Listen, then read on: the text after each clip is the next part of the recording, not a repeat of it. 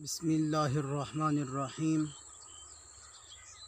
الحمدللہ رب العالمین والعاقبۃ للمتقین الصلاۃ والسلام علی سید الانبیاء والمرسلین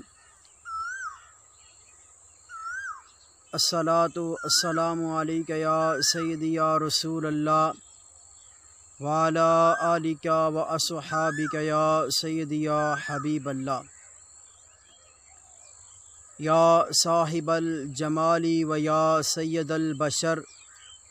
من وجهک المنیر لقد نور القمر لا يمكن الثناء كما كان حقه بعد از خدا بزرگ تو ہی قصہ مختصر۔ السلام علیکم ورحمۃ اللہ وبرکاتہ۔ میرے پیارے دوستو، بھائیوں، بزرگوں، آج بے نمازی کے بارے میں تھوڑی سی گفتگو کروں گا۔ اللہ رب ذوالجلال میری زبان پر کلمۃ الحق جاری فرمائے اور مجھے اور آپ کو سن سنا کے اس پہ عمل پیرا ہونے کی توفیق نصیب فرمائے۔ پیارے بھائیوں، جو بندہ نماز کا انکار کرتا ہے وہ تو بالکل ہی کافر ہے، لیکن جو بندہ سستی کی وجہ سے نماز نہیں پڑھ سکتا، یعنی کہ وہ نماز کا انکار نہیں کرتا، نماز کا مذاق نہیں اڑاتا، اگر اس سے کہا جائے کہ آؤ نماز کی طرف تو آگے سے وہ یہ نہیں کہتا کہ نماز ہم پہ فرض نہیں ہے، نماز کیا چیز ہے، تو اس کا مذاق وغیرہ نہیں اڑاتا اور نہ ہی انکار کرتا ہے، تو اس کے بارے میں علماء کرام کی مختلف رائے ہیں۔ تو امام اسحاق اور امام جو ہیں وہ فرماتے ہیں، امام اسحاق اور امام شافعی علیہ رحمہ، آپ فرماتے ہیں کہ اس کو جو ہے وہ قتل کر دیا جائے، اس کو قتل کرنا واجب ہے۔ لیکن ہمارے جو امام صاحب ہیں، امام ابو حنیفہ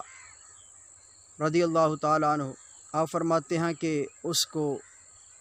قتل نہیں کیا جائے گا، بلکہ جو ہے وہ اس کو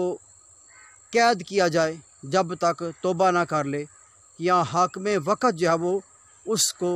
سزا دے، وہ جو چاہے اس کو سزا دے، اس کو قتل نہیں کیا جائے گا۔ یہ اس کے بارے میں جو نماز سستی کی وجہ نہیں سے پڑھتا، سستی کی وجہ سے نہیں پڑھتا،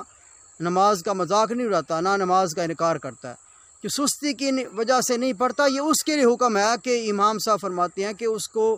حداً قتل کیا جائے۔ امام شافعی رحمۃ اللہ فرماتے ہیں کہ اس کو حداً قتل کیا جائے،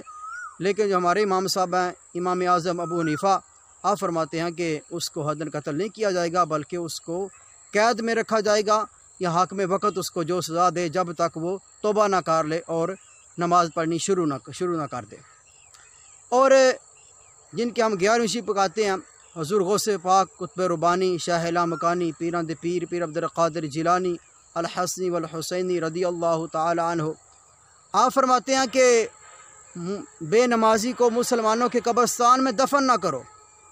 کہ اس کی وجہ سے دوسروں کو عذاب نہ ہو جائے۔ اتنا سخت آپ فرماتے ہیں کہ ہم جو ہے وہ 11ویں شریف بھی بڑے مزے سے پکاتے بھی ہیں، کھاتے بھی ہیں اور حضور کا نام بھی لیتے ہیں، لیکن جو حضور نے فرمایا، حضور غوث پاک نے، اس پر ہم جو ہے وہ اس طرف نہیں آتے کہ حضور غوث پاک کا فرمانے والی شان کیا ہے۔ ہم جو ہے وہ ان کی 11ویں شب کو ان کو بھی مانتے ہیں، ان کی 11ویں کو مانتے ہیں، لیکن ان کے فرمان کو نہیں مانتے۔ آپ بے نمازی کے بارے میں سخت فرما رہے ہیں، آپ فرماتے ہیں کہ بے نمازی کو مسلمانوں کے قبرستان میں دفن ہی نہ کرو۔ اور امام سلطان باہو رحمۃ اللہ علیہ فرماتے ہیں، سلطان باہو رحمۃ اللہ علیہ، آپ فرماتے ہیں کہ بے نمازی سے خنزیر بھی پناہ مانگتا ہے۔ کتنی سخت آپ فرماتے ہیں کہ بے نمازی سے خنزیر بھی پناہ مانگتا ہے۔ اور شیخ سعدی شرازی رحمۃ اللہ علیہ فرماتے ہیں کہ بے نمازی کو قرض نہ دو، بے نمازی کو قرض نہ دو، جو رب کا قرض ادا نہیں کرتا وہ تمہارا کیسے ادا کرے گا، تو بے نمازی کو قرض نہ دو۔ اور جو ہے وہ آپ دیکھیں کہ میں نے پہلے بھی ایک ویڈیو کے اندر کہا تھا کہ یہ جو نماز ہے یہ اللہ کا قرض ہے، جب تک آپ اس کو ادا نہیں کریں گے یہ ادا نہیں ہوگا، جب تک آپ نماز نہیں پڑھیں گے۔ تو نبی کریم صلی اللہ تعالیٰ علیہ وسلم نے بھی نماز کے بارے میں بڑی سخت وعید فرمائی جو نماز نہیں پڑھتا، کہ سرکار دو عالم صلی اللہ تعالیٰ علیہ وسلم نے ارشاد فرمایا کہ نماز بندہ مومن اور کفر کے درمیان فرق نماز ہے، کہ مومن اور کفر کے درمیان پتہ چلتا ہے کہ مومن کون ہے اور کافر کون ہے۔ جو نمازی ہے وہ مومن ہے۔ اور ایک اس سے اور کے روایات ہے کہ نبی کریم صلی اللہ تعالیٰ علیہ وسلم نے ارشاد فرمایا کہ شرک و کفر اور بندہ مومن کے درمیان فرق نماز ہے، کہ شرک اور کفر اور بندہ مومن کے درمیان جو فرق ہے وہ نماز ہے۔ اور ایک فرمان ہے نبی کریم صلی اللہ تعالیٰ علیہ وسلم کا کہ جس نے عصر کی نماز کو چھوڑ دیا اس کے سارے عمل ضائع ہو گئے۔ جو عصر کی نماز نہیں پڑھتا اس کے باقی عمل بھی قبول نہیں کیے جائیں گے۔ تو اس لیے قرآن مجید کے اندر بھی فرمایا گیا کہ درمیانی نماز کی زیادہ حفاظت کرو، درمیانی نماز کو یعنی عصر کو ضرور پڑھو۔ تو نبی کریم صلی اللہ تعالیٰ علیہ وسلم کا یہی فرمان ہے کہ جو نماز نہیں پڑھتا عصر کی اس کے باقی اعمال بھی قبول نہیں ہوں گے، باقی اعمال کو بھی ضائع کر دیا جائے گا۔ اور نبی کریم صلی اللہ تعالیٰ علیہ وسلم کا فرمان علی شان ہے کہ قیامت کے بروز جو ہے وہ سب سے پہلا جو سوال ہے وہ نماز کے بارے میں ہوگا، اور جس نے جو پہلے سوال سے آگے چلا گیا تو اس کے لیے سلامتی ہے، اور جو پہلے سوال کا ہی جواب نہ دے سکا تو پھر اس کے لیے بربادیاں ہیں، وہ پریشانیاں ہی ہیں، آگے وہ نہیں جا سکے گا۔ تو اس لیے بھائیوں، میرے دوستوں، بزرگوں، نماز قیام کرو، نماز قیام کرو، نماز قیام کرو۔ اللہ رب ذوالجلال ہمیں سب کو 5 گانا باجماعت نماز ادا کرنے کی توفیق نصیب فرمائے۔ وما علینا الا البلاغ۔